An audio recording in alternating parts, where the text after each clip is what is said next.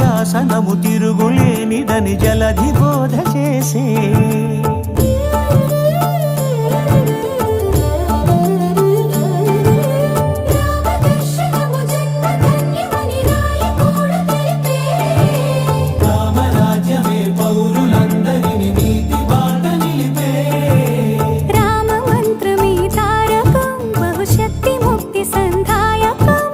రామనామమే అమృతం శ్రీరామ కీర్తనం సుకృతం ఈ రామచంద్రుడే లోక రక్షయని అంతరాత్మ పలికే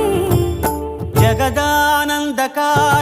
జయ జానకి ప్రాణనాయక శుభ స్వాగతం ప్రియ పరిపాలక